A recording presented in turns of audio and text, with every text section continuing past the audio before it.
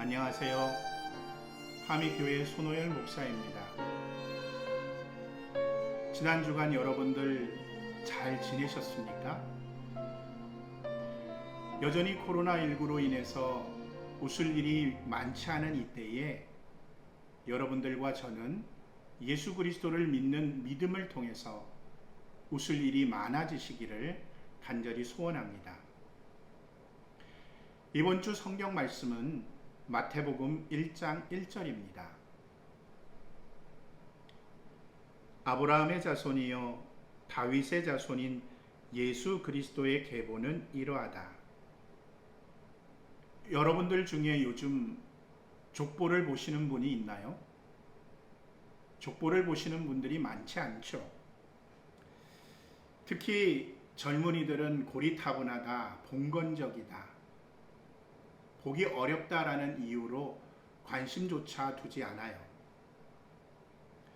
저도 잘 보지 못한답니다. 하지만 한국 사람들에게 있어서 족보는 귀한 책입니다.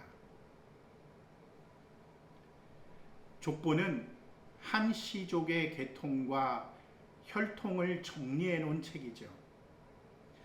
또한 개인적으로는 자신이 속한 가문의 시조가 누구인지, 조상 가운데 어느 분이 어떤 벼슬을 했는지, 결혼은 언제 했는지, 언제 태어나고 돌아가셨는지, 특별한 상을 받은 것은 무엇인지, 사회적인 영향을 끼친 것은 무엇인지에 대해서 판단하고 알 수 있죠. 거기다가 자신과 가장 가까운 친인척 관계에 대해서도 알 수 있어요. 물론 족보를 통해서 당시의 사회적인 상황을 어느 정도 판단할 수 있죠. 이처럼 족보는 한국 사람들에게 있어서 굉장히 중요한 책입니다. 하지만 한국 사람들에게만 중요한 것이 아니에요. 유대인들에게 있어서도 족보는 굉장히 중요한 책입니다. 유대인들은 족보를 탄생의 책이라고 불렀어요. 유대인들에게 있어서 족보의 기능은 크게 세 가지로 나눌 수 있습니다. 첫째는 가문의 뿌리를 밝히고 각 가문의 각 개인의 위치를 파악해 주죠. 두 번째는 법적, 정치적 기능으로서 세습적 직분에 대해서 정당성을 부여해 줍니다. 또한 직업적, 토지에 대한 분쟁이 일어났을 때에 이것을 해결해 주는 중요한 기준이 되기도 하죠. 셋째는 종교적인 기능으로 주로 제사장들과 레위인들의 자격을 확증시켜주는 역할도 했습니다. 거기다가 족보는 결혼할 때에도 빼놓을 수 없는 점검 자료였어요. 유대 구전법 수록집인 미시나에는 제사장 가문의 딸을 신부로 맞이할 때에 부계와 모계에 걸쳐 4대를 점검했습니다. 레위인과 일반인의 딸을 신부로 맞이할 때도 5대에 걸쳐서 족보를 점검했어요. 이처럼 한국 사회와 유대인들에게 있어서 족보는 정말 중요한 책이었습니다. 마태복음은 유대인들이 이처럼 중요하게 생각하는 족보로부터 시작되죠. 족보가 나왔다라는 것은 족보에 나오는 인물이 굉장히 중요한 분이라는 겁니다. 이 중요한 분이 누구입니까? 바로 예수 그리스도이십니다. 오늘 본문 성경을 보겠습니다. 아브라함의 자손이요 다윗의 자손인 예수 그리스도의 계보는 이러하다. 예수 그리스도의 조상이 아브라함이라는 겁니다.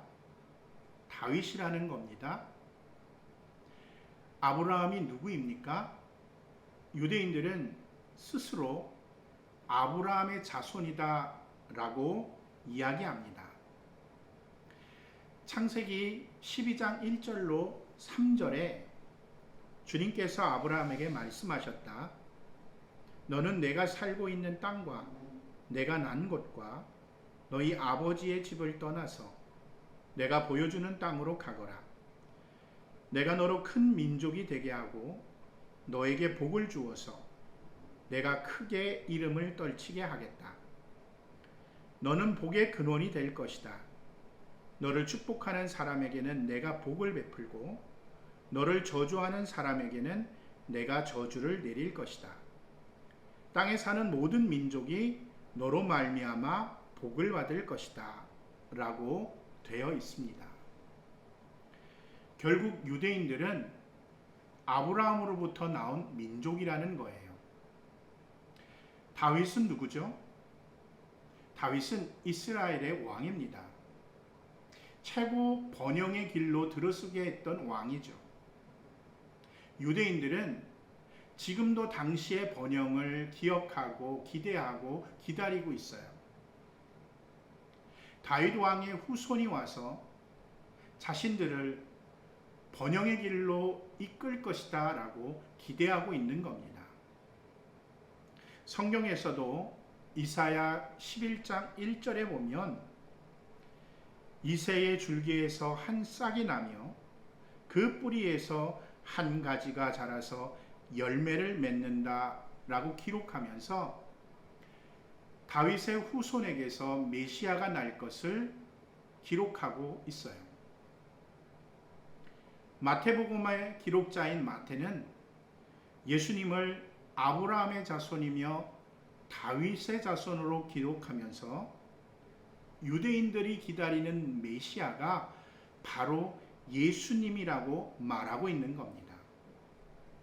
메시아 예수님에 대해서 사람들에게 소개하고 있는 거죠. 마태는 메시아인 예수 그리스도의 족보를 2절부터 17절까지 계속해서 기록하고 있죠.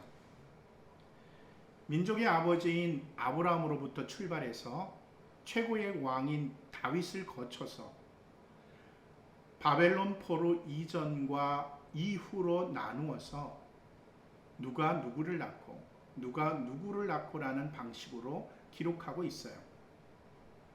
그런데 3절, 5절, 6절을 보면 이 틀을 벗어나요.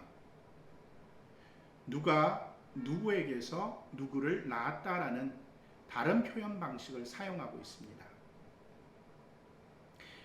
여기선 아버지만 표현한 것이 아니라 어머니도 표현하고 있어요.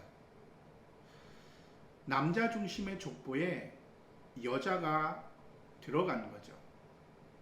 남자 중심의 족보에 여자가 들어갔다라는 것은 뭔가 특별한 의미가 있다라는 겁니다. 그런데 이 여인들의 공통점이 있어요. 모두 다가 이방인이라는 겁니다. 다말은 가나안인이었어요. 라합은 여리고 사람입니다. 룻은 모압 여인이죠. 우리아의 아내는 국적이 표현되어져 있지 않지만 우리아가 햇사람이라는 것에서 힌트를 얻을 수 있어요. 거기다가 룻을 제외한 나머지 3명은 일반적인 것이 아니라 불륜과 관계되어진 여인들이었습니다. 창세기 38장을 보면 유다와 다말의 이야기가 나옵니다. 유다와 다말의 관계는 시아버지와 며느리였어요. 다말은 유다의 첫째 아들의 부인이었습니다. 그런데 자식이 없고 죽게 되죠. 유대 전통에 따라서 둘째 아들이 형님의 대를 잇기 위해서 다말과 결혼합니다. 그런데 범죄로 인해서 하나님께 죽임을 당하죠. 셋째는 너무 어렸어요. 그래서 다말을 친정으로 보내고 셋째가 자라기까지 기다렸습니다. 하지만 셋째가 죽는 것이 두려웠던 유다는 다말과 결혼시키지 않아요. 다말은 기생으로 분장을 하고 유다와 하룻밤을 지내게 되죠.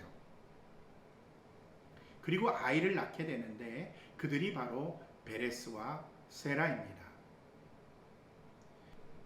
라합은 여호수아 2장 6절을 보면 이미 여리고성에서 술집을 운영하던 기생 라합이라고 기록하고 있어요. 마지막으로 다윗이 우리아의 아내에게서 솔로몬을 낳았다라고 표현하고 있는데 우리아의 아내 이름도 없어요. 우리는 그녀가 밧세바라는 사실을 알고 있습니다. 사무엘하 11장에 보면 다윗과 밧세바의 이야기가 나옵니다. 다윗 왕이 부하들은 다 전쟁터로 내보낸 후 한가롭게 낮잠을 자고 일어나서 왕궁을 거닐 때에 목욕하고 있는 밧세바를 보고 첫눈에 반하죠. 그래서 왕궁으로 밧세바를 불러들였고 그녀와 잠자리를 하게 됩니다. 다윗 왕과 밧세바 사이에서 아이가 생겼어요.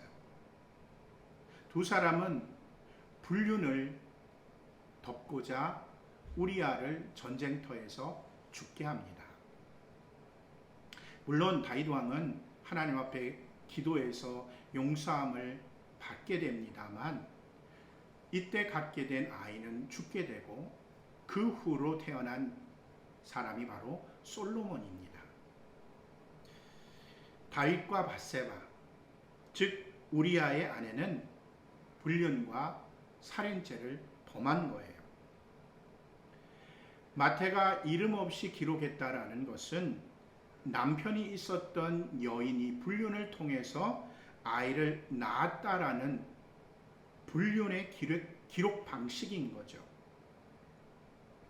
마태는 가장 성스러운 성경을 기록하면서 그것도 메시아인 예수 그리스도의 족보를 기록하면서 예수님이 불륜을 통해서 태어난 사람의 후손이라는 것을 기록하고 있는 겁니다. 그렇다면 마태는 왜 이방인이며 불륜을 저지른 여인들을 족보에 넣었을까요? 그것도 메시아 예수 그리스도의 족보에 말입니다. 당시의 유대인들이라면 마태의 족보를 보고 당황하고 배척했을 거예요. 유대인들의 메시아는 자신들을 세상의 억압과 고통에서 구원하고 세상의 으뜸 민족으로 빛나게 만들어줄 존재가 올 것이다 라고 믿었어요. 그래서 메시아는 고결하고 순결하며 힘이 있어야 하고 능력이 있어야 한다고 보았죠. 따라서 족보에도 어떤 흠이 있어서는 안 되었어요. 이처럼 이방인이며 불륜을 저지른 여인들의 자손으로서의 메시아는 용납할 수가 없었던 겁니다. 하지만 마태의 생각은 달랐어요. 아니, 마태를 통한 하나님의 생각은 달랐던 겁니다. 하나님은 진흙 속에 피는 꽃처럼 어둠 속에 비치는 한 줄기 빛과 같은 메시아를 이 땅에 보내셨어요.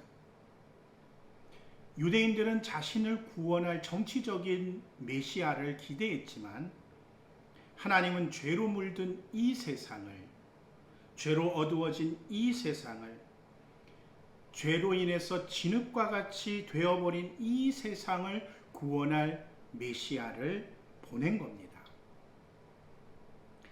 또한 마태가 이방 여인을 족보에 넣은 것은 유대인만을 구원하려는 것이 아니라 이방 사람들까지 모두 구원하겠다라는 놀라운 계획이 있었던 거죠. 이것이 바로 하나님의 은혜입니다. 하나님의 은혜는 세상의 기준과는 달라요.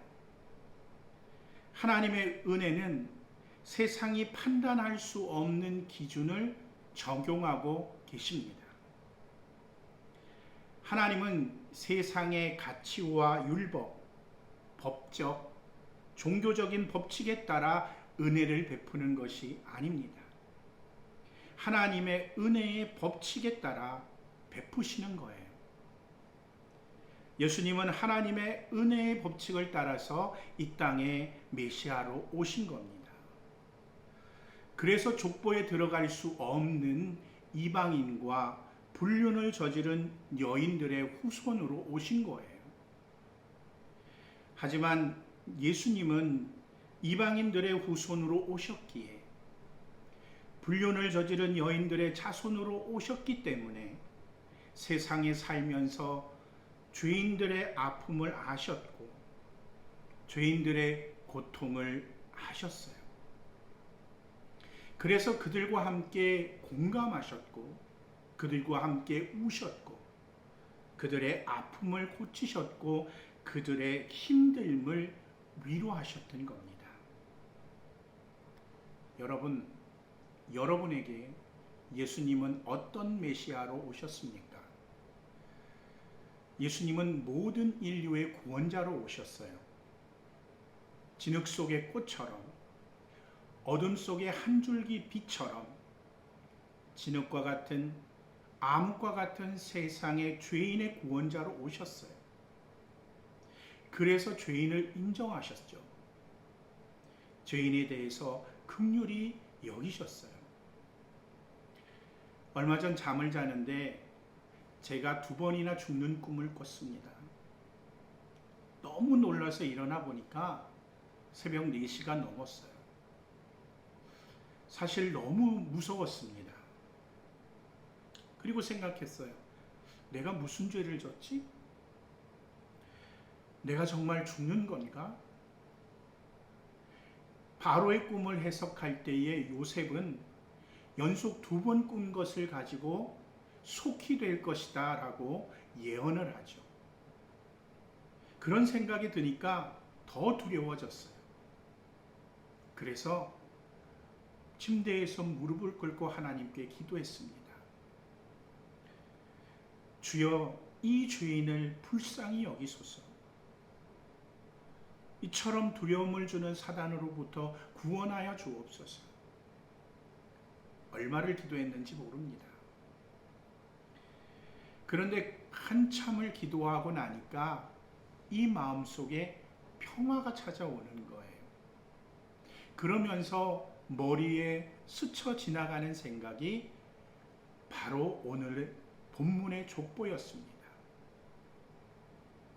죄인 가운데 오신 예수님이 생각났어요. 그러면서 죄로 가득한 나의 마음에 예수님이 오셨구나. 나의 두려움을 이해하셨구나. 내 죄를 용서하셨구나. 예수님이 나의 진정한 구원자구나. 이런 확신이 들면서 얼마나 감사했는지 몰라요. 그렇습니다. 예수님은 죄인의 자손으로 오셨기 때문에 죄인들을 완벽하게 이해하세요. 여러분들이 지금 어두움 가운데 있습니까? 예수님은 여러분들 가운데 계십니다. 여러분들을 가장 잘 아십니다. 여러분들의 고통을 가장 잘 아세요. 정말 여러분들의 어두운 마음 가운데 한 줄기 빛처럼 여러분을 찾아가실 겁니다. 이런 예수님을 매일같이 모시는 저와 여러분들이 되길 간절히 바랍니다. 이 시간 기도할 때에 우리들이 죄인임을 주님께 고백합시다. 우리들의 고통을 주님께 고백합시다.